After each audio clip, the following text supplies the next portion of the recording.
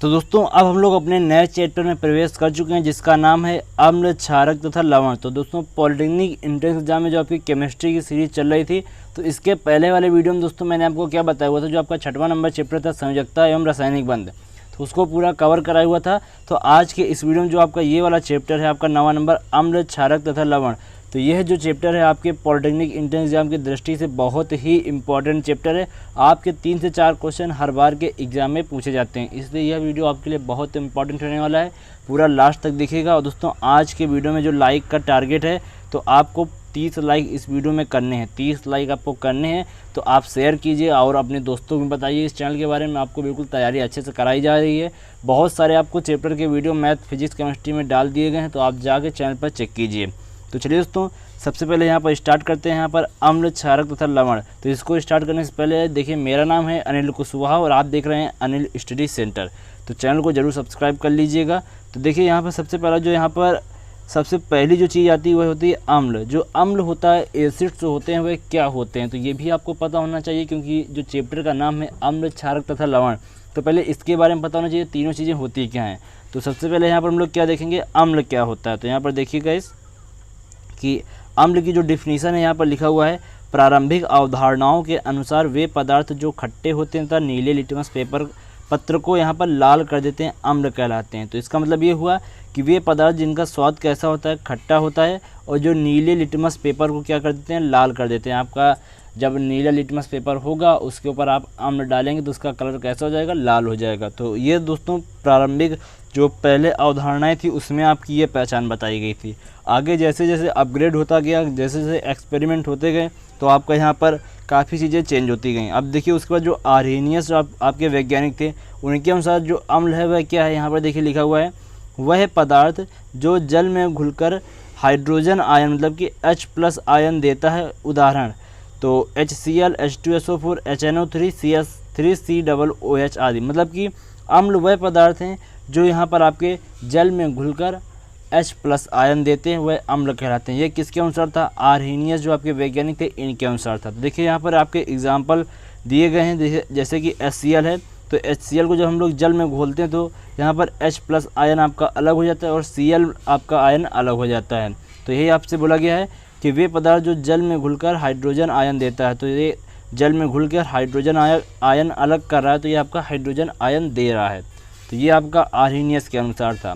अब देखिए जो आपके यहाँ पर नेक्स्ट वैज्ञानिक हैं ब्रांस्टेड लॉरी, तो इन्होंने क्या बोला हुआ था, तो यहाँ पर इन्होंने बोला कि अम्ल वह अणु अथवा आयन है जो प्रोटॉन देने की क्षमता रखता है। मतलब कि जो यहाँ पर प्रोटॉन दे सकता है वही आपका अम्ल है। ये किसने बोला था, जो आपके ब्रांस्टेड लॉरी थे, इन्होंने बोला हुआ था। तो देखिए इन्होंने एग्जाम्पल भी दिए हुए, जैसे कि यदि आपका अम्ल है तो अम्ल क्या करेगा, यहाँ पर आपका जब H+ आयन मतलब कि यहाँ पर प्रोटॉन का त्याग करेगा, तो यहाँ से आपका प्रोटॉन जब त्याग करेगा तो आप बाद में उसका क्या बनेगा, संयुग्मित क्षार भी बनेगा। जैसे कि यहाँ पर एग्जाम्पल है, ये आपका एक अम्ल दिया हुआ है NH4+, तो ये आपका एक अम्ल दिया हुआ है। तो इसने क्या किया, H+ आयन मतलब कि प्रोटॉन इसने क्या किया, त्याग कर दिया, दे दिया। उसके बाद जो आपका यहाँ पर बना NH3, ये आपका क्या है, ये आपका एक संयुग्मित क्षारक है। तो ये आपका क्या हो गया, संयुग्मित क्षार हो गया। तो यहाँ से ये चीज़ क्लियर हो गई कि जो यहाँ पर आपके ब्रांस्टेड लॉरी थे इन्होंने क्या बताया हुआ था। तो अब देखिए यहाँ पर अम्ल कितने प्रकार के होते हैं, ये दिया हुआ है। देखिए अम्ल के जो यहाँ पर प्रकार दिए हुए हैं, 2 दिए हुए हैं, एक होता है ऑक्सी अम्ल, एक होता है हाइड्रा अम्ल। तो ऑक्सी अम्ल में क्या होता है, आपका जो ऑक्सी एसिड्स होते हैं उनमें क्या होता है, तो जिन अम्लों में हाइड्रोजन एवं ऑक्सीजन दोनों उपस्थित होते हैं, हाइड्रोजन भी हो और आपका ऑक्सीजन भी हो, तो वह आपके क्या कहलाते हैं, ऑक्सी अम्ल। जैसे कि H2SO4 में आपका हाइड्रोजन भी है और ऑक्सीजन भी है, HNO3 में आपका हाइड्रोजन भी है, ऑक्सीजन भी है, तो ये आपके हो गए ऑक्सी अम्ल। अब बात करते हैं जो आपका हाइड्रा अम्ल होते हैं वह क्या होते हैं, वे अम्ल जिनमें केवल हाइड्रोजन उपस्थित होता है वह आपके क्या कहलाते हैं, हाइड्रा अम्ल कहलाते हैं। फॉर एग्जाम्पल गाइस HCl और आपका HCN, एक हो गया हाइड्रोक्लोरिक अम्ल। देखिए हाइड्रोक्लोरिक अम्ल में क्या है, आपका सिर्फ H है, यहाँ पर आपका O नहीं है, तो ये आपका क्या हो जाएगा, हाइड्रा अम्ल। इसी तरह ये जो आपका HCN दिया हुआ है, तो इसमें देखिए आपका सिर्फ हाइड्रोजन है, यहाँ पर आपका जो ऑक्सीजन है वह नहीं है, तो ये आपका क्या हो जाएगा, हाइड्रा अम्ल हो जाएगा। तो ये भी आपको क्लियर हो गया होगा। तो अम्ल के प्रकार, आपके जो अम्ल के क्लासिफिकेशन ऑफ एसिड्स होते हैं, ये भी आपको क्लियर हो गया होगा। अब आगे बढ़ते हैं यहाँ पर प्रॉपर्टीज़ ऑफ एसिड्स। ये आपके लिए काफ़ी इंपॉर्टेंट होने वाला है, आपसे इसके क्वेश्चन भी बनेंगे। देखिए यहाँ से आपके क्या क्या क्वेश्चन बन सकते हैं कि आर्हेनियस के अनुसार क्या होते हैं अम्ल, उसके बाद ब्रॉन्स्टेड लॉरी के अनुसार क्या होते हैं अम्ल। आपके पास कुछ विकल्प दे दिए जाएंगे तो उसमें आपसे पूछा जाएगा। अब देखिए आगे यहाँ पर अम्ल के गुणधर्म से आपसे कैसे क्वेश्चन पूछेंगे। देखिए तो यहाँ पर पहला जो दिया हुआ है, अम्ल विद्युत के चालक होते हैं। तो वहाँ पर आपके पास ऑप्शन होगा, अम्ल का जो यहाँ पर प्रकृति होती है कैसी होती है, तो अब वहाँ पर आपके ऑप्शन होंगे। तो यहाँ वहाँ पर जब आपका विद्युत के चालक ऑप्शन होगा वह आपका राइट होगा। फिर देखिए नेक्स्ट है, सक्रिय धातुओं से क्रिया करके अम्ल हाइड्रोजन मुक्त करते हैं। जब यह किसी सक्रिय धातु से क्रिया करेगा आपका अम्ल, तो वह क्या करेगा, यहाँ पर आपका हाइड्रोजन को त्याग करेगा, मतलब कि मुक्त करेगा। आगे फिर देखिए क्या दिया हुआ है, अम्ल धातु कार्बोनेट तथा धातु बाइकार्बोनेट से अभिक्रिया करके कार्बन डाइऑक्साइड गैस मुक्त करते हैं। जब ये आपके धातु कार्बोनेट से क्रिया करते हैं तो क्या करते हैं, यहाँ पर आपका कार्बन डाइऑक्साइड मुक्त करते हैं, जो आपकी कार्बन डाइऑक्साइड CO2 गैस होती है मुक्त करते हैं। फिर है, अम्ल क्षारकों के साथ क्रिया करके लवण तथा जल बनाते हैं। देखिए कैसे, तो इसका दोस्तों एग्जाम्पल देखते हैं क्या होगा। तो इसका एग्जाम्पल देखिए, मान लीजिए आपका NaOH, ये आपका क्षार दिया हुआ है और ये आपका क्रिया हो रही है किसके साथ, अम्ल के साथ। तो ये आपका क्या बनाता है, देखिए तो एक आपका NaCl बन जाएगा, ये आपका क्या हो जाएगा, लवण हो जाएगा, ये आपका सॉल्ट हो जाएगा। उसके बाद यहाँ पर और क्या बनेगा, आपका H2O बनेगा। तो यहाँ से क्या निकल के आया है, जब अम्ल क्षार के साथ क्रिया करता है तो लवण बनाता है और जल बनाता है। तो ये यहाँ पर आपको क्लियर हो गया होगा, ये वाला आपका जो प्रॉपर्टी थी। आगे है, अम्लों की प्रकृति संक्षारक होती है, मतलब कि ये आपके इसमें क्रोजन होता है, मतलब कि संक्षारक होता है, संक्षारण होता है धातुओं में। जब ये अम्ल होगा तो उसमें संक्षारण भी होगा। तो ये हो गई दोस्तों अम्ल की प्रॉपर्टीज़। अब देखिए यहाँ पर कुछ अम्लों तथा उनके उपयोग दिए गए हैं। तो वो देखिए क्या है कि जो आपका हाइड्रोक्लोरिक अम्ल होता है उसका प्रयोग कहाँ होता है। तो देखिए हाइड्रोक्लोरिक जो आपका अम्ल होता है, अम्ल राज बनाने में, रंग एवं औषधि निर्माण में। जो आपका हाइड्रोक्लोरिक अम्ल होता है इसका उपयोग अम्ल राज बनाने में और रंग एवं औषधि निर्माण में होता है। फिर दोस्तों नेक्स्ट पॉइंट है, जो आपका सल्फ्यूरिक अम्ल होता है इसका प्रयोग कहाँ होता है, तो विस्फोटक बनाने में, पेट्रोलियम के शोधन में और रंग और औषधि में। तो रंग और औषधि में हाइड्रोक्लोरिक अम्ल का भी प्रयोग होता है और सल्फ्यूरिक अम्ल का भी प्रयोग होता है। फिर है नाइट्रिक अम्ल, तो इसका उपयोग कहाँ होता है, नाइट्रिक अम्ल इसका उपयोग जो कीटनाशक को मारने, जैसे कि उर्वरक बनाने में, फोटोग्राफ में और अम्लराज में भी इसका प्रयोग होता है। फिर यहाँ पर आपका फॉर्मिक अम्ल आता है। तो इसमें देखिए क्या होता है, जीवाणुनाशक में, फलों का संरक्षण में, चमड़ा में, रबड़ में, स्कंदन में। तो ये आपका फॉर्मिक अम्ल, जैसा कि इसके नाम से ही पता चल रहा है, तो ये क्या करेगा, मतलब कि किसी भी चीज़ जैसे कि जीवाणुनाशक हो गया, फलों का संरक्षण, मतलब कि ये खाद्य पदार्थों को संरक्षण करता है। फिर उसके बाद जो आपका ऑक्सैलिक अम्ल होता है, इसमें क्या होता है, चमड़े का विरंजन करता है और कपड़े से स्याही का धब्बा हटाने में प्रयोग किया जाता है। जैसे कि आपका ऑक्सैलिक अम्ल है तो चमड़े का विरंजन, मतलब कि चमड़े का जो होता है कलर उड़ा देता है, और जब आपका कपड़े से, यदि कपड़े में आपकी स्याही लगी हुई है, इस अम्ल को लगाने से स्याही आपकी मिट जाती है। तो ये हो गए दोस्तों अम्ल के प्रयोग, कुछ अम्ल और उनके प्रयोग। तो ये आपके लिए काफ़ी इंपॉर्टेंट था, इससे आपसे पूछा जा सकता है। अब देखिए आगे यहाँ पर क्या दिया हुआ है, क्षारक, जो आपके बेस होते हैं वह क्या होते हैं, तो इनको भी देखेंगे। तो प्रारंभिक जो अवधारणा थी उसमें आपसे क्या बोला गया था, जो आपके प्रारंभिक अवधारणा के अनुसार जो आपके वे पदार्थ जो कड़वे होते हैं तथा लाल लिटमस पत्र को नीला कर देते हैं, उसमें क्या था, नीले को लाल कर रहे थे, ये क्या थे, लाल को नीला कर देते हैं, तो क्षारक कहलाते हैं। तो ये आपकी प्रारंभिक अवधारणा थी। लेकिन दोस्तों उसके बाद जो आर्हेनियस आपके वैज्ञानिक थे, ये है, इन्होंने अपनी अवधारणा दी। इन्होंने क्या बोला कि वे पदार्थ जो जल में घुलकर हाइड्रोक्सिल आयन देते हैं, मतलब कि OH- आयन देते हैं, वही आपके यहाँ पर क्षार होते हैं। तो देखिए यहाँ पर कुछ एग्जाम्पल भी दिए हुए हैं, जैसे कि CaOH का होल टॉइस, NaOH, NH4OH आदि। तो यहाँ पर देखिए NaOH प्लस H2O दिया हुआ है। तो देखिए एक आपका Na+ आयन बन गया और दूसरा जो आयन बना हुआ है ये आपका OH- आयन बन गया। तो ये आपका क्या कर रहा है कि जल में घुलकर हाइड्रोक्सिल आयन, मतलब कि OH- दे रहे हैं। तो वही यहाँ पर आपका आर्हेनियस ने बोला हुआ था। फिर देखिए जो आपके ब्रॉन्स्टेड लॉरी थे, इन्होंने क्या बोला हुआ था, क्षारक वे अणु हुआ आयन होते हैं जो प्रोटॉन लेने की क्षमता रखते हैं। आपके अम्ल क्या थे, ब्रॉन्स्टेड लॉरी के अनुसार ये क्या कर रहे थे, देने की क्षमता रखते हैं। जो आपके क्षार होते हैं वे आपके लेने की क्षमता रखते हैं। तो इन दोनों में सिर्फ इतना फ़र्क इन्होंने बताया हुआ था। तो देखिए जब आपके क्षारक होते हैं तो वे क्या करते हैं, H+ आयन लेते हैं तो आपका क्या बनाते हैं, संयुग्मी अम्ल बनाते हैं। फॉर एग्जांपल गाइस देखिए यहाँ पर आपका NH3 आपका क्षारक दिया हुआ है और ये क्या करेगा, H+ आयन को ग्रहण करेगा तो इसका क्या बन जाएगा, संयुग्मी अम्ल बनेगा, वो क्या होगा, NH4+ जो आपका अम्ल बन जाएगा। सेम दोस्तों जस्ट आपका रिवर्स एग्जांपल दिया हुआ है जो आपको वहाँ पर क्षार में अम्ल में दिया हुआ था। फिर देखिए यहाँ पर नेक्स्ट है OH- जो आपका H+ के साथ H+ आयन ग्रहण करेगा तो क्या बन जाएगा, H2O बन जाएगा। तो ये भी आपका एक संयुग्मी अम्ल में आ जाएगा अकॉर्डिंग टू दोस्तों ब्रांस्टेड-लॉरी।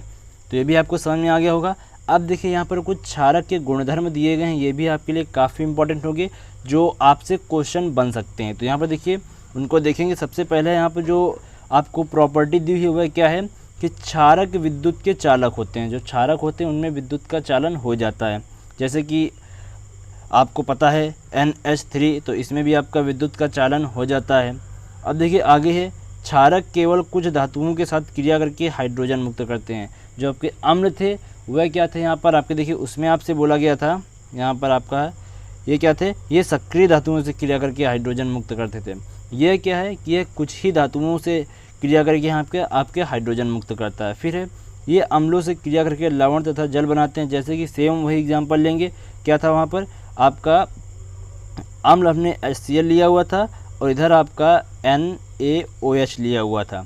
तो जब ये क्रिया करेगा आपका एक तो आपका NaCl बनेगा, दूसरा आपका H2O बनेगा। मतलब कि यहाँ पर जब आपका ये क्षार अम्ल के साथ क्रिया कर रहा है तो आपका लवण बना रहा और इधर जल बना रहा। तो यही ये इस पॉइंट का मतलब था। फिर देखिए आगे है, जल में विलेय क्षारकों को क्षार कहते हैं तथा सभी क्षारक क्षारक होते हैं जबकि सभी क्षारक क्षार नहीं होते। देखिए इसका मतलब क्या है, तो यहाँ पर देखिए सबसे पहले इस पॉइंट को आपको इतना पढ़ना पड़ेगा। यदि आपने इतना ध्यान से पढ़ लिया तो आपको आगे वाला क्लियर हो जाएगा। इसमें आपसे बोला गया है जो जल में विलेय क्षारकों को क्षार कहते हैं, मतलब कि जितने भी आपके जल में विलेय क्षारक होंगे उनको हम लोग क्या बोलेंगे, क्षार बोलेंगे। फिर आपसे बोला गया है सभी क्षार क्षारक होते हैं, मतलब कि जितने भी आपके क्षार होंगे वह क्षारक होंगे, क्योंकि जितने जल में विलेय क्षारक होते हैं वह आपके क्षार होते हैं। तो सभी क्षार आपके क्षारक कहलाएंगे, लेकिन सभी क्षारक क्षार नहीं कहलाएंगे। ये आपका यहाँ पर कहने का मतलब है। मतलब कि जैसे आपसे बोले कि 2 रुपया जो है वह 5 रुपये के अंदर आता है, लेकिन जो 5 रुपया है वह 2 रुपये के अंदर नहीं आएगा। तो इसका कहने का सीधा सीधा मतलब यही है कि जो आपके क्षारक होते हैं, क्षारक में आपका क्षार आता है, इसलिए सभी क्षार आपके क्या हो जाएंगे, क्षारक हो जाएंगे, लेकिन सभी क्षारक आपके क्षार नहीं होंगे। कहने का मतलब ये है इस पॉइंट का। तो अब आगे बढ़ते हैं। यहाँ पर नेक्स्ट जो दिया हुआ है इसके कुछ उपयोग दिए हुए हैं। देखिए काफ़ी लंबी लिस्ट है तो आपको 2-3 बता दूंगा और आगे आपको पढ़ लेने हैं। तो यहाँ पर देखिए कैल्शियम, तो कैल्शियम का उपयोग आपका कहाँ होता है, विरंजक चूर्ण जो आपका ब्लीचिंग पाउडर होता है उसके निर्माण में होता है। मिट्टी की अम्लीयता को ये दूर करना है तो आप किसका प्रयोग करेंगे, कैल्शियम का प्रयोग करेंगे। चमड़े के ऊपर से बाल साफ करने में आप किसका प्रयोग करेंगे, हाइड्रोक्साइड का प्रयोग करेंगे। और फिर उसके कैल्शियम हाइड्रोक्साइड की बात हो रही है दोस्तों यहाँ पर कैल्शियम हाइड्रोक्साइड की, तो इसमें आप कैल्शियम हाइड्रोक्साइड का यूज करेंगे इन सब में। फिर देखिए कास्टिक सोडा यदि आपका दिया हुआ है तो पेट्रोलियम का यदि शुद्धिकरण करना है तो आपको कास्टिक सोडा का प्रयोग करना है। फिर यदि आपको साबुन बनाना है तब भी आपको कास्टिक सोडा का प्रयोग करना पड़ेगा। यदि आपको कागज़ बनाना है तब भी आपको कास्टिक सोडा का प्रयोग करना पड़ेगा। फिर पोटेशियम हाइड्रोक्साइड का प्रयोग कहाँ होता है, मुलायम साबुन के निर्माण में, कार्बन डाइऑक्साइड, उसके बाद सल्फर डाइऑक्साइड गैसों के अवशोषण में। तो इस तरह दोस्तों आपके काफ़ी उपयोग दिए हुए हैं, तो सभी आप उपयोग पढ़ लेंगे। तो इनको जब आप पढ़ेंगे तो आपको सारी चीज़ें समझ में आ जाएंगी। अब हम लोग बढ़ते हैं यहाँ पर जो दिया हुआ आपका इंडिकेटर्स, जो आपके सूचक होते हैं यह क्या होते हैं। तो यहाँ पर देखिए सूचक का जो आपका यहाँ पर शब्द से पता चल रहा है कि ये किसी भी चीज़ की यहाँ पर गुण को, मतलब कि किसी भी चीज़ की प्रकृति को प्रदर्शित करेंगे। तो वह देखिए कैसे, वे पदार्थ जिनका रंग अम्ल अथवा क्षारक को मिलाने पर परिवर्तित हो जाता है सूचक कहलाते हैं। मतलब कि आपका मान लीजिए कोई भी चीज़ है वहाँ पर अम्ल या क्षार डाला जा रहा है तो उनका यदि रंग बदल रहा है तो वह आपके क्या होंगे, सूचक होंगे। इनका प्रयोग किसी भी पदार्थ की प्रकृति जानने के लिए किया जाता है। तो आपको मैंने भी बताया कि जो सूचक होते हैं पदार्थ की प्रकृति को बताते हैं, कैसी प्रकृति, अम्लीय प्रकृति है कि क्षारीय प्रकृति है, तो ये आपको किससे पता चलेगा, सूचक से पता चलेगा। उदाहरण के लिए जैसे कि यहाँ पर दिया हुआ है फिनैप्थलीन जो होता है आपका अम्ल के विलयन में रंगहीन हो जाता है। यदि आप इसमें अम्ल मिला देंगे तो इसका रंग जो होता है उड़ जाता है। जबकि क्षारीय विलयन में इसका रंग लाल हो जाता है। इसी प्रकार देखिए आपके आगे दिए हुए हैं, इनको एक सारणी के द्वारा आपको समझाऊंगा तो आपको ज़्यादा समझ में आएंगे। देखिए यहाँ पर यदि आपका यहाँ पर मेथिल ऑरेंज होगा, इसमें यदि आप अम्ल डाल देंगे तो इसका कलर मेथिल ऑरेंज से कैसा हो जाएगा, लाल हो जाएगा। यदि क्षार डालेंगे तो इसका कलर पीला हो जाएगा। यदि इसका कलर पीला हो रहा तो इसका मतलब ये क्या हो जाएगा, क्षार हो जाएगा। फिर देखिए मान लीजिए आपके पास यहाँ पर मेथिल रेड है और आपके पास मान लीजिए कोई अम्ल क्षार में कोई भी चीज़ है, आपको नहीं पता क्या है, तो आपने डाला, यदि उसका रंग लाल हो जाएगा तो आपका अम्ल निकलेगा, यदि उसका रंग पीला हो जाएगा तो आपका क्षार निकलेगा। अब आगे आपका देखिए लिटमस दिया हुआ है, तो लिटमस यदि आपके पास है, आपने कोई भी विलयन डाला, यदि आपका लाल कलर निकल रहा तो आपका अम्ल निकलेगा, यदि आपका नीला निकल रहा है तो क्षार निकलेगा। फिर देखिए यदि आप फिनॉल रेड है, तो आपने विलयन डाला, पीला निकल रहा है तो आपका अम्ल, यदि लाल निकल रहा है तो आपका क्षार हो जाएगा। इसी तरह फिनाप्थलीन में आपका क्या होगा, यदि आपका रंगहीन निकल रहा है तो आपका क्या हो जाएगा, यहाँ पर अम्ल हो जाएगा, यदि गुलाबी निकल रहा है तो आपका क्षार हो जाएगा। तो ये हो गया आपका सूचक जो आपको अच्छे से समझ में आ गया होगा। अब दोस्तों हम लोग चलते हैं अपने पीएच स्केल की ओर कि पीएच स्केल क्या होता है। तो देखिए पीएच स्केल का सीधा मतलब ये है कि ये बताता है कि जो आपका यहाँ पर दिया हुआ है, जो भी आपका विलयन है तो वह क्षार है या अम्ल है, तो ये आपको पीएच से पता चलेगा। तो देखिए कैसे, किसी पदार्थ के तनु जलीय विलयन की अम्लीयता या क्षारकता को मापने के लिए सोरेनसन ने एक जो पैमाना विकसित किया जिस पर 1 से 14 तक की संख्याएं अंकित थी। तो यही आपका पीएच स्केल था। किसने दिया था, आपका सोरेनसन थे, आपके सोरेनसन थे, इन्होंने आपका पीएच स्केल दिया। तो यहाँ से पहला क्वेश्चन क्या बनेगा कि पीएच स्केल किसने दिया, तो आपको यहाँ पर बताना होगा सोरेनसन ने जो थे, जो सोरेनसन आपके नाम के वैज्ञानिक थे, इन्होंने पीएच स्केल दिया हुआ था। क्या होता है पीएच स्केल, ये अम्लीय तथा क्षारीय जो आपके होते हैं अम्ल तथा क्षार, इनको मापते हैं कितनी इसमें अम्लीय प्रकृति है, 7 है, 8 है, 6 है, 5 है, कितनी अम्लीय क्षारीय प्रकृति, ये आपको किससे पता चलता है, पीएच स्केल से। इसमें 1 से 14 तक की संख्याएं होती हैं। फिर देखिए आगे दिया हुआ है, ये संख्याएं तनु जलीय विलयनों की अम्लता या क्षारिकता को पीएच के रूप में व्यक्त करती हैं। जैसे कि यहाँ पर लिखा हुआ है, यदि आपका पीएच मान 7 होने पर विलयन कैसा होगा, उदासीन होगा। यदि आपका 7 से कम है तो यदि आपका पीएच मान 7 से कम है तो वह अम्लीय होगा, अम्लीय विलयन होगा। यदि आपका 7 से अधिक है तो जो आपका विलयन होगा, क्षारीय विलयन होगा। कोई भी आप विलयन लीजिए, उसका यदि आपका पीएच मान आ रहा है 7 से ज़्यादा तो आपका क्या होगा, क्षारीय होगा। 7 से कम आ रहा है तो आपका अम्लीय होगा, यदि 7 आ रहा तो उदासीन होगा। फिर देखिए आगे दिया हुआ है, पीएच मान को हाइड्रोजन आयनों की सांद्रता के रूप में भी व्यक्त किया जाता है। फिर देखिए आगे यहाँ पर कुछ आपके फार्मूले दिए हुए हैं, ये आपके लिए काफ़ी इंपॉर्टेंट है, आपके न्यूमेरिकल्स को सॉल्व करने में काफ़ी आपकी हेल्प करेंगे। पहला यहाँ पर जो फार्मूला दिया हुआ है, यहाँ पर देखिए लिखा हुआ है pH = -log H+। तो ये आपके लिए काफ़ी इंपॉर्टेंट फार्मूला है। यदि आपको कहीं पर भी H+ का मान दिया हुआ है, आपको pH का मान निकालना है तो आप इससे आसानी से निकाल सकते हैं। फिर देखिए जो नेक्स्ट है वह इसी से निकल के आया, या फिर बोले कि इससे आपका ये निकल के आया। कैसे आया वो देखिए, मान लीजिए आपका H+ दिया हुआ है, H+ और इधर आपका 1 × 10 - pH दिया हुआ है। लॉग लीजिए तो यहाँ क्या हो जाएगा, log H+ हो जाएगा। इधर क्या हो जाएगा, आपको ये pH आपका आगे जाएगा, 1 का आपका मान हट जाएगा तो 1 का मान 0 हो जाएगा, बीच में प्लस लगेगा, 0 को कोई मतलब नहीं बचेगा, तो pH आपका आगे आ जाएगा। इधर आपका log 10 बचेगा। अब देखिए log 10 की वैल्यू आपकी क्या होती है, 1, तो इसको हम लोग यहाँ से हटा देंगे तो बचेगा आपका pH, और इस माइनस को हम लोग यदि यहाँ पर लगा दें तो pH बराबर आपका यही वाला आ जाएगा, pH बराबर -log H+। तो इसका मतलब ये आपकी दोनों चीज़ें सेम ही लिखी हुई हैं। अब देखिए आगे यहाँ पर यदि हम लोग हाइड्रोजन आयन और यहाँ पर आपका जो OH आयन है इसको मिलाएंगे तो आपका 14 होता है, क्योंकि यहाँ पर 1 से 14 तक की संख्याएँ होती हैं। अब इसी में एक जो नेक्स्ट फार्मूला दिया हुआ है, ये वाला H+ × OH- आयन ये आपका दिया हुआ है, तो उसका मल्टीपल कितना होता है, 1 × 10 - 14। तो ये आपके लिए काफ़ी इंपॉर्टेंट होगा, आपके जो आगे वाले आने वाले क्वेश्चंस होंगे उसमें आपका यूज होने वाला है। और इस तरह का एक क्वेश्चन आपके एंट्रेंस एग्जाम में आता ही आता है, तो इस तरह क्वेश्चन आप एक जरूर तैयार करके रखिएगा। तो देखिए यहाँ पर उदाहरण नंबर 1 में क्या दिया हुआ है, एक आपका जलीय विलयन का pH मान आपको 5 दिया हुआ है, तो इसमें हाइड्रोजन आयनों की आपकी सांद्रता ज्ञात करनी है। तो कैसे करेंगे, देखिए ये वाला फार्मूला लगाएंगे हम लोग, जो यहाँ पर सेकेंड वाला फार्मूला है, क्योंकि यहाँ पर आपको pH का मान दिया हुआ है और हाइड्रोजन आयनों की सांद्रता ज्ञात करनी है, मतलब कि H+ आयन आपको ज्ञात करने हैं। तो यहाँ पर देखिए क्या करेंगे, तो H+ = क्या होता है आपका 1 1 इंटू 10 की पावर माइनस pH, और pH की वैल्यू कितनी है 5 है, तो यहाँ पर रखेंगे pH की जगह 5, तो आएगा 1 इंटू 10 की पावर माइनस 5। तो H प्लस आयन की वैल्यू कितनी आ जाएगी 1 इंटू 10 की पावर माइनस 5, मतलब कि हाइड्रोजन आयन की सांद्रता कितनी होगी 1 इंटू 10 की पावर माइनस 5। तो यही इसका राइट आंसर हो जाएगा। फिर देखिए नेक्स्ट जो आप यहाँ पर आपको एग्जांपल दिया हुआ है m/1000 HCl विलयन का pH मान होगा। तो यहाँ पर आपको इसका HCl का आपको pH मान ज्ञात करना। देखिए कैसे ज्ञात करेंगे, तो यहाँ पर देखिए लिखा हुआ है, ये पहले आपका m/1000 को आप क्या लिख सकते हैं 0.001 मोल HCl। तो m का मतलब यहाँ पर मोल होता है। तो यहाँ पर देखिए लिखा हुआ है क्योंकि 1 मोल HCl से H प्लस आयन मिलता है, मतलब कि जो H प्लस है आपका किसके बराबर हो जाएगा 0.001 के बराबर हो जाएगा।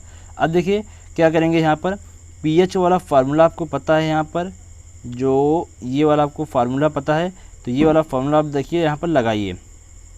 तो वही यहाँ पर देखिए फार्मूला को नोट डाउन किया गया है।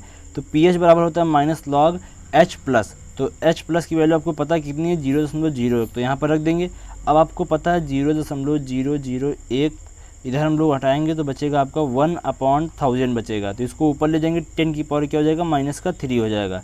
तो वही यहाँ पर 10 की पावर माइनस 3 लिख दिया गया। अब आपको पता है कि आपकी पावर है लॉग लगा हुआ, तो आपका आगे मल्टीपल में आ जाएगा, तो माइनस का 3 आगे आएगा, तो माइनस माइनस इधर आपका प्लस हो जाएगा, और इधर आपका log 10 बचा रहेगा। आपको पता है log 10 की वैल्यू कितनी होती है 1 होती है, और माइनस माइनस प्लस, तो आपका ये pH की जो वैल्यू आएगी कितनी आएगी 3 आ जाएगी। इसका मतलब ये हुआ कि आपका क्या है एक अम्ल होगा, क्योंकि जो आपका यहाँ पर pH वैल्यू है 7 से कम है, जब आपका 7 से कम होता है तो आपको क्या होता है अम्ल होता है।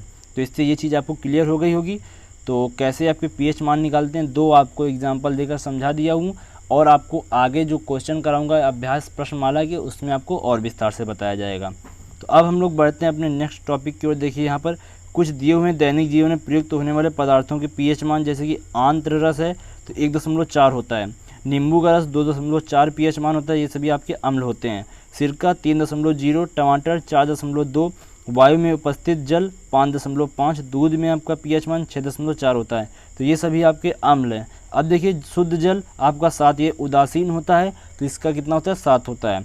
अब मानव रक्त या आंसू है तो 7.4, ये आपका क्षार में आ जाएगा। खाने का सोडा ये भी आपका क्षार में 8.4 आ जाएगा। अंडा भी आपका क्षार में आ जाएगा। घरों में प्रयुक्त अमोनिया 11.5, ये भी आपका क्षार में। जो चूना होता है वह आपका 13, ये भी आपका क्षार में आ जाएगा। तो ये आपको सारी चीज़ें समझ में आ गई होंगी, कैसे pH मान से अम्लीय है या क्षारीय है कितना है, ये आपको सब कुछ पता चल गया होगा। अब हम लोग बढ़ते हैं अपने नेक्स्ट टॉपिक की ओर, जो यहाँ पर दिया हुआ है साल्ट, लवण। तो ये क्या होता है देखिए यहाँ पर तो डेफिनेशन दी हुई है कि वे पदार्थ जो जल में आयनित होकर H प्लस व OH माइनस आयन बनाते हैं तथा अम्ल एवं क्षारक के बीच उदासीनीकरण क्रिया के द्वारा यहाँ पर फलस्वरूप बनते हैं, तो वह आपके लवण कहलाते हैं। जैसे कि यहाँ पर आपको कुछ एग्जाम्पल दिए हुए हैं, CH3COONA, NaCl, K2SO4, 3 एग्जाम्पल दिए हुए हैं। तो यहाँ पर क्या बोला गया है कि वे पदार्थ जो जल में यदि आयनित होंगे तो H प्लस आयन देंगे और OH माइनस आयन देंगे, और अम्ल एवं क्षारक के बीच उदासीनीकरण जो क्रिया होती है उसके द्वारा बनते हैं। तो यहाँ पर देखिए कुछ वर्गीकरण आपके दिए हुए हैं, क्लासिफिकेशन ऑफ सॉल्ट्स, जिससे आपको पता चलेगा कौन से सॉल्ट कब बनते हैं। तो यहाँ पर देखिए जो पहला है कि सामान्य लवण, सिंपल सॉल्ट आपके क्या होते हैं, वे लवण जो अम्ल और क्षारक के पूर्ण उदासीनीकरण की क्रिया के फलस्वरूप बनते हैं, तो वह आपके क्या कहलाते हैं सामान्य लवण कहलाते हैं। सिंपल सॉल्ट आपके वही होंगे जो अम्ल और क्षारक के पूर्ण उदासीनीकरण की क्रिया द्वारा बनेंगे। फॉर एग्जांपल जैसे कि यहाँ पर दिया हुआ है NaCl, तो ये आपका क्या है सिंपल सॉल्ट है, ये अम्ल और क्षार की जो पूर्ण उदासीनीकरण किया है उसके द्वारा बने हैं।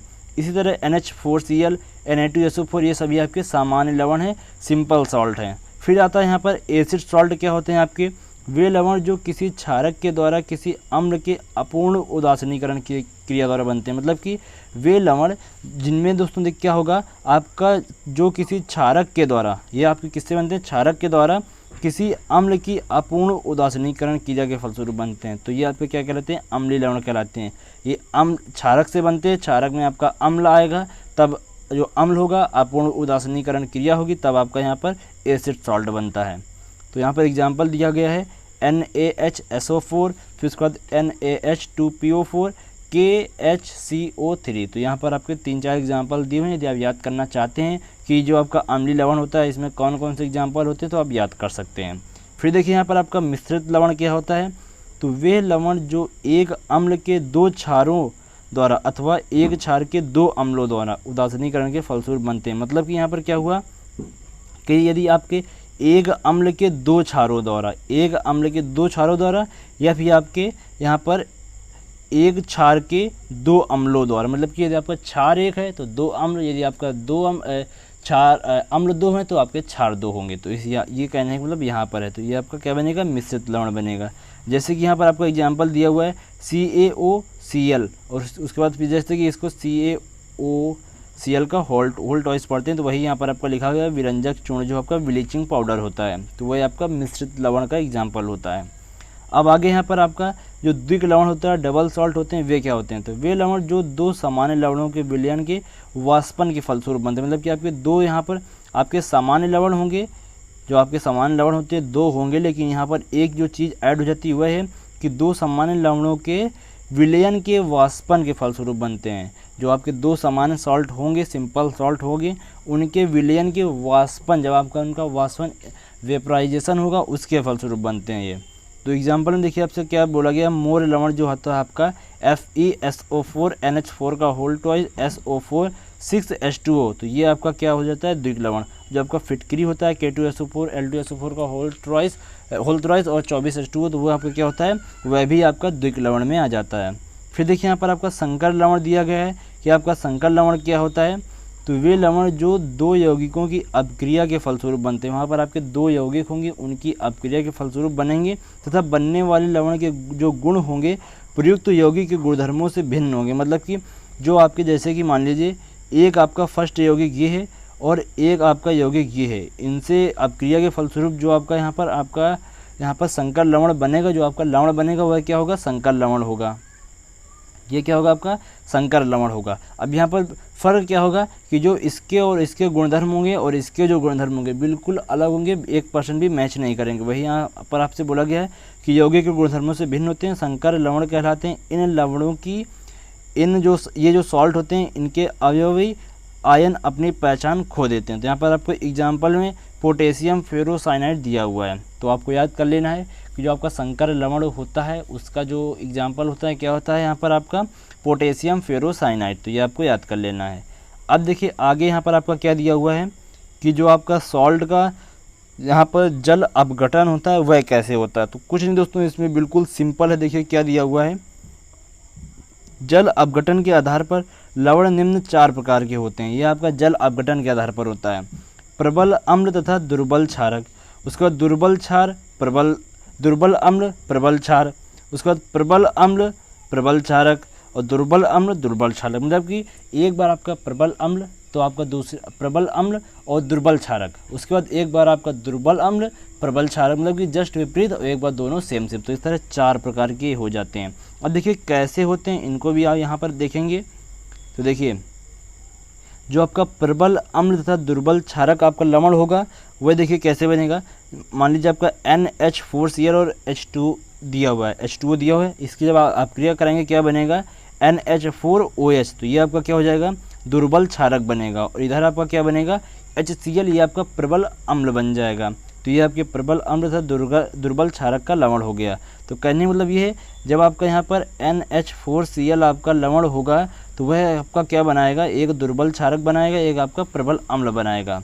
तो वही इसके बाद फिर देखिए जब आपका यहाँ पर दुर्बल अम्ल तथा प्रबल क्षारक का लवण होगा CH3COONA, तो ये आपका क्या बनाएगा, एक दुर्बल अम्ल बनाएगा, एक प्रबल क्षार बनाएगा।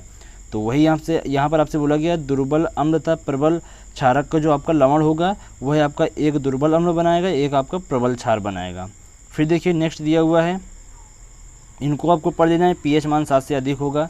फिर देखिए आगे है प्रबल अम्ल तथा प्रबल क्षारक का लवण। जो आपका प्रबल अम्ल तथा प्रबल क्षारक का लवण होगा जब यह अपक्रिया करेगा तो आपका एक आपका प्रबल अम्ल बनेगा, एक आपका प्रबल क्षार बनेगा। फिर देखिए नेक्स्ट दिया हुआ है लास्ट जो है यहाँ पर आपका चौथा टाइप, उसमें है दुर्बल अम्ल तथा दुर्बल क्षारक का लवण। आपका कोई भी लवण है जब वह अपक्रिया के फलस्वरूप मतलब कि अलग अलग होगा तो एक आपका दुर्बल अम्ल बनेगा और एक आपको दुर्बल क्षारक का लवण बनेगा। फॉर एग्जांपल यहाँ पर आपका दिया हुआ है CH3COONH4 प्लस H2O जब ये जल के साथ क्रिया करेगा तो क्या होगा, ये जो आपका बनेगा NH4OH ये आपका दुर्बल क्षारक होता है। जो इधर आपका CH3COOH बनेगा ये आपका दुर्बल अम्ल होता है। मतलब कि जो आपका दुर्बल अम्ल तथा दुर्बल क्षारक का जो लवण होगा वह जब आपका अलग अलग होगा तो वह क्या, एक आपका दुर्बल क्षारक बनाएगा, एक आपका दुर्बल अम्ल बनाएगा। तो ये दोस्तों हो गया पूरा चैप्टर। अब इसमें कुछ महत्वपूर्ण तथ्य दिए हुए हैं, वो आपके लिए काफ़ी इंपॉर्टेंट होगी जब आप इनको क्वेश्चन को सॉल्व करेंगे। पहला क्या है, यहाँ पर अम्ल से एक प्रोटॉन निकालने पर आपका संयुग्मित क्षारक बनता है। जैसे कि आपके क्वेश्चन दिए हुए हैं कि ये आपका दिया हुआ है तो इसका संयुग्मित क्षारक क्या होगा, तो वह यहाँ पर आपका बहुत ही इंपॉर्टेंट होगा। यदि अम्ल है उससे एक प्रोटॉन निकालेंगे तो आपका संयुग्मित क्षार बनेगा। यदि वही आपका क्षार है, एक प्रोटॉन देंगे तो आपका संयुग्मित अम्ल बनेगा। जैसे कि यहाँ पर आपको जो यहाँ पर आपके ब्रॉन्स्टन लॉरी थे, उन्होंने क्या बताया था कि अम्ल वह होते हैं जो इलेक्ट्रॉन त्यागते हैं, मतलब कि प्रोटॉन त्यागते हैं। तो प्रोटॉन यहाँ पर त्याग रहा है तो आपका अम्ल हो जाएगा, और ये क्षार क्या कर रहा है, प्रोटॉन ले रहा है तो ये क्या हो जाएगा, ये आपका क्षार कहलाता है। फिर देखिए आगे है, प्रबल अम्ल का जो संयुग्मी होता है, कंजुगेट होता है, वह आपका दुर्बल क्षारक होता है। उसके बाद जो दुर्बल क्षारक का संयुग्मी होता है वह क्षारक प्रबल होता है। तो ये भी आपको जब कराऊंगा तो इसमें आपको सारी चीज़ें क्लियर होंगी जब आपको अभ्यास प्रश्नमाला कराऊंगा। फिर देखिए आगे यहाँ पर जल में विलेय क्षारक को क्षार कहा जाता है। जो जल में विलेय जितने भी क्षारक होंगे उनको क्या कहा जाएगा, क्षार कहा जाएगा। फिर यहाँ पर है pH मान कम होने पर अम्लीय प्रकृति बढ़ती है तथा pH मान बढ़ने पर क्षारीय प्रकृति बढ़ती है। यदि आपका pH मान 7 से कम है तो अम्ल होगा, और यदि 7 से ज़्यादा है तो आपका क्षार होगा। फिर देखिए यहाँ पर आपका NaOH KOH आदि आपके प्रबल क्षार हैं। तो आपसे पूछा जा सकता है कि प्रबल क्षार कौन सा है, तो आप यहाँ से याद कर लेंगे NaOH KOH आपके प्रबल क्षार हैं। जबकि H2SO4 HNO3 HCl ये आपके प्रबल अम्ल होते हैं। ये आपके प्रबल क्षार हैं, ये आपके प्रबल अम्ल हैं। फिर देखिए आगे दिया हुआ है 10⁻⁸ मोलर HCl विलयन का pH मान जो होता है 6 से 7 के मध्य होता है, 8 नहीं होता जब आपके 10⁻8 मोलर आपके HCl विलयन होंगे। उसके बाद देखिए जो नेक्स्ट पॉइंट ये काफ़ी इंपॉर्टेंट है, इसमें बोला गया है रक्त के pH मान में 0.2 इकाई का यदि परिवर्तन हो जाएगा तो व्यक्ति क्या होती है, मृत्यु हो जाती है। तो ये काफ़ी इंपॉर्टेंट है। यदि आपके pH मान में, ब्लड के pH मान में 0.2 का यदि आपका परिवर्तन हो गया तो आपको क्या हो जाएगा, वहाँ पर मृत्यु तक भी हो सकती है। फिर सांद्र हाइड्रोक्लोरिक अम्ल तथा सांद्र नाइट्रिक अम्ल का 3:1 का अनुपात मिलाएं तो आपका अम्ल राज बन जाता है। तो कितना होता है आपका, सांद्र हाइड्रोक्लोरिक का 3 होता है और सांद्र नाइट्रिक अम्ल का 1 भाग जब मिलाते हैं। फिर देखिए यहाँ पर आगे है, यदि अम्ल या क्षारक या दोनों, यदि अम्ल या क्षारक या दोनों दुर्बल हों, या तो आपका अम्ल दुर्बल हो या फिर क्षार दुर्बल हो या फिर दोनों आपके दुर्बल हो, तो आपका जो यहाँ पर 13.7 किलो कैलोरी से कम ऊर्जा उत्पन्न होती है, परंतु दोनों के प्रबल होने पर 13.7 किलो कैलोरी ऊर्जा उत्पन्न होती है। सीधा सीधा कहने का मतलब ये है, यहाँ पर यदि आपका जो अम्ल या क्षार है दुर्बल होगा तो आपकी 13.7 से कम ऊर्जा उत्पन्न होगी किलो कैलोरी से, यदि आपका प्रबल है तो 13.7 उत्पन्न होगी। तो इससे भी आप पहचान सकते हैं कि आपका प्रबल अम्ल है या दुर्बल अम्ल है। यदि वहाँ पर आपको जो कैलोरी की जो मान दिया हुआ, यदि आपको दिया हुआ जो ऊर्जा का मान है दिया हुआ, तो उससे भी आप पहचान सकते हैं कि आपका दुर्बल है या प्रबल है। तो आई हो दोस्तों ये आपको पूरा चैप्टर समझ में आ गया होगा। नेक्स्ट वीडियो में अभ्यास प्रश्नमाला के बारे में बिल्कुल विस्तार से चर्चा करेंगे। जो यहाँ पर पॉइंट आपको नहीं समझ में आए हैं उनको आपको कमेंट बॉक्स में कमेंट करना है, उनको भी आपको नेक्स्ट वीडियो में दूर कर दिया जाएगा। तो आई हो दोस्तों वीडियो आपको पसंद होगा, पसंद आए तो लाइक कर दीजिएगा। लाइक का एम मैंने आपको बताया हुआ 30 आपको लाइक करने हैं इस वीडियो में, कुछ भी करके आपको शेयर करना है और 30 लाइक करवाने हैं। तो चलिए दोस्तों फिलहाल इस वीडियो में इतना ही। यदि आप चैनल पर नए हैं तो सब्सक्राइब करके बेल आइकन को दबा दीजिएगा। तो धन्यवाद दोस्तों, जय हिंद, वंदे मातरम।